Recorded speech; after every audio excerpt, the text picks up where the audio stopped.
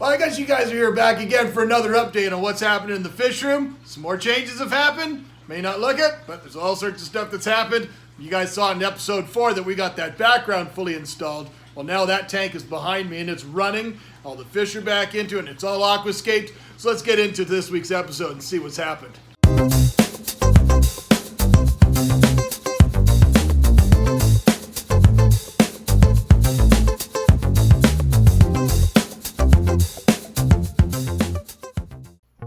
Well, the absolute first start was absolutely finding a way to get that giant tank, that giant insanely heavy tank. Because as I mentioned, this tank is not a standard 180 gallon tank. It's only 160, but it's an extremely heavy glass. So I used my glass cups. I kind of positioned the old stand somewhat close that I could position the new tank. And I just went at it. Slowly but surely, moved it over, one step at a time. Once I got one edge on the new stand, it was a lot easier. And I just slowly positioned it into place. And then slowly positioned the stand into place. I think it looks good. I think it fits that spot really well. Next step is we got to make sure that tank is level, and then we got to water test it. Get the drains in place. Okay, so what do we got to do to be able to move everything over and set it up so it's all good and easy for the fish? Well, today's Saturday, so it's going to be a good day to do a big water change. We got lots of RO water. We got over 180 gallons of RO in the back, so no problem. We can manufacture whatever water we need. Now, all the decor, I got lots of decor and stuff like that. We're going to take it all out because the carpet's going to be going anyways. I just put a towel down. But with the heated floors, water on the ground here dries up really, really quickly. So I don't really have much of an issue there. But we're going to take all the decor out. And then I think the first step I'm going to do, and I won't bother filming this for you guys, but I'm going to go and put the gravel cleaner on, the Python on, and really sift through that gravel and remove as much of the detritus and everything I can out of the water, out of the gravel itself, because I need to use that gravel for this new tank. There's not really a lot of molluscivores or snail eaters in this tank. And I do know that in the other tank, in the 160, that I did have Malaysian snails, and I want to change up the gravel a little bit, so I'll make certain that I do not introduce them into this tank or the other tank, because the chances is that what happens is the snails make their way into the overflow blocks, and then they can one day damage the impellers of the pump, which is the entire life support system for the tank. So I think what we're going to do is we'll give it a good clean, and then we'll start dragging everything over bit by bit, and get it all set up and aquascaped all in one stop today. Now, catching fish, that's the easy part. And these fish aren't overly all that big at this stage. The biggest one maybe being the size of my hand. But I wanted to save that gravel, and I wanted to use that gravel, and I had to clean it. So I took it out, used my large siphon, took out pail by pail, siphoning it out, and then I washed it using my well water. That way it maintains the bacteria, and it came out bit by bit, and then what you don't see is it's also being dumped into the other tank bit by bit. So it went pretty smoothly. Here's the other tank. You can see the gravel starting to go up, and now we're starting to fill that tank as well using the RO water.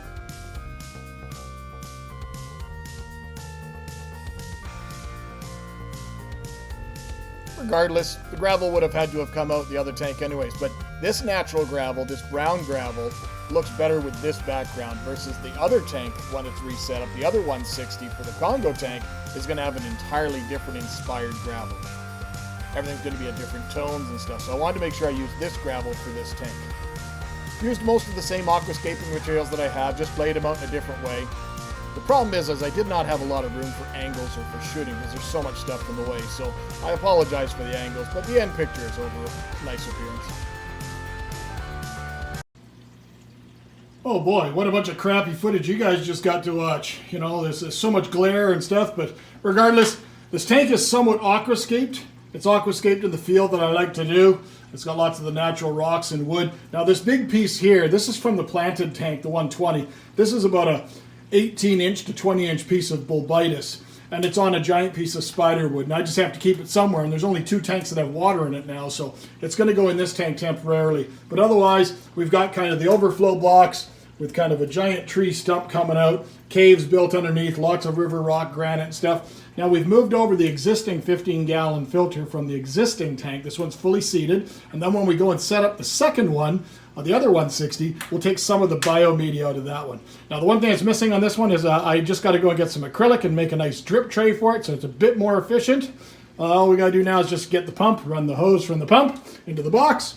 And in the box, I actually made some overflow, like where the overflow box is now. I trimmed these down so they're nice and perfect.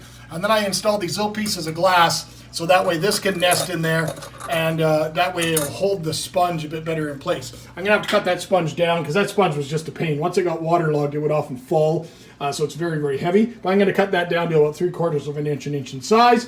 Then I'm going to have to break out some stuff in here to be able to fit the hose for the return pump that's going to go in there. So let's get that done next.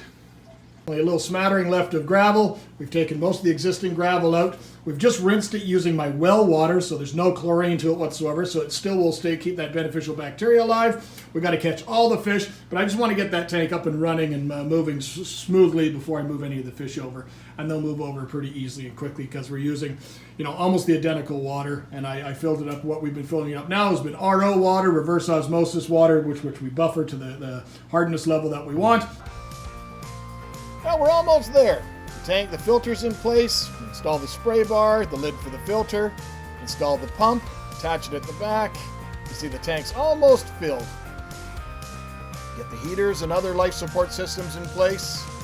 Get the overflow taken care of and the pre-filter. We're almost good to go.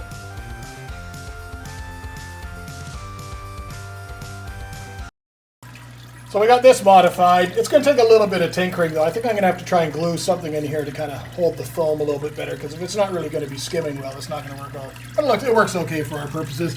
Then at the back there, this little fitting was a little bit loose, so we had to tighten that up a little bit. You can see the water that was dripping down, and that problem's been solved. And it goes through the wall to the drainage system. Comes out the wall there, and just runs to my floor drain temporarily right now until the 180-gallon tank is moved out of the way. So far, everything's working great. So the trickle's working fine. The background looks slick. The tank's fully decorated. See the water flow coming out of that is just awesome. Need a drip tray badly, but that's already on its way. So the next step, let's get these fish caught and see what they look like. All right, well, they're set up, they're running, they're aquascaped.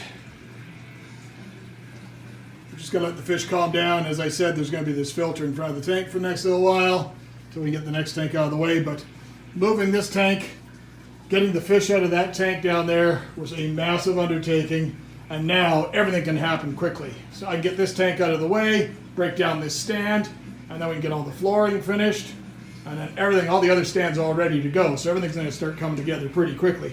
So that's awesome. So tank's good, filter's good, overflow's running good. We got that slick Gucci background in there, which you guys saw. Let's take a couple of pictures what it looks like tomorrow. Once it's all cleared up, we got our power bars. One's for timers, which is also controlling all the tarantula cages and so forth. And the other one's running all the other mechanicals. So, awesome work for today.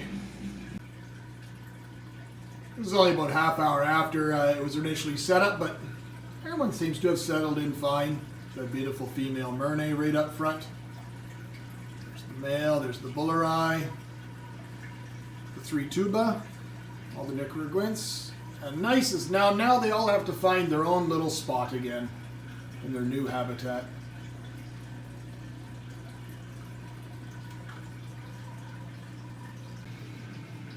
So it may look just like to some like little baby steps are happening, but when you're at springtime, we've got a farm, 4 kids, full-time work. It's a big project trying to move some of these tanks around, but I am super stoked to finally have one of these moved over.